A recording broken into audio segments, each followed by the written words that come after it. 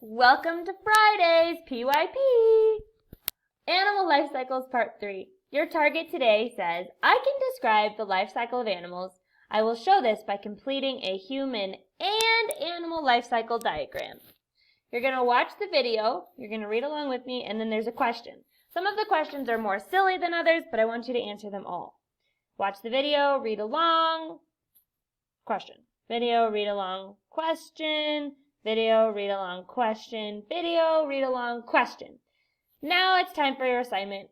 If you're a turtle, you click here. A rabbit, you click the other.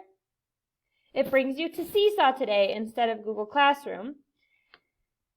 And it looks like this. The human life cycle. You are going to add response. There are videos on Seesaw that are very clear in what to do. I need you to watch those. Let me actually show you where those are.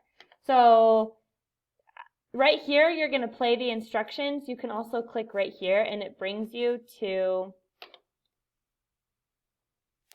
a YouTube page where I explain very clearly how to do your assignment today. So it's going to bring you to YouTube. That's fine. We know if you are on this page that that's okay. But it's going to explain exactly what to do today and how to get your assignment and everything like that. Okay, see? There I am. So, watch the video and then upload your assignment. Get out of this. You're going to add your response.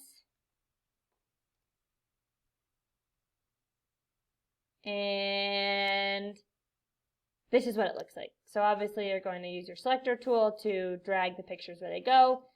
And this page, you're going to need to watch the video that I uploaded to YouTube. That's in part of the instructions to figure out exactly how I want you to do that. If there's any questions about this, let me know.